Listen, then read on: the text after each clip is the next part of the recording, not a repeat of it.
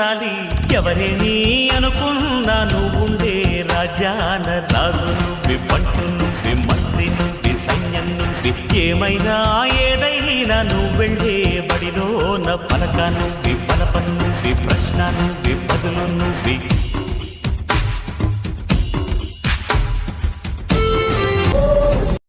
ప్రపంచంలో తల వంచకుండా ఎవరికీ భయపడకుండా ఉండే ఉద్యోగం ఏంటో తెలుసా? వ్యవసాయం. ప్రపంచంలో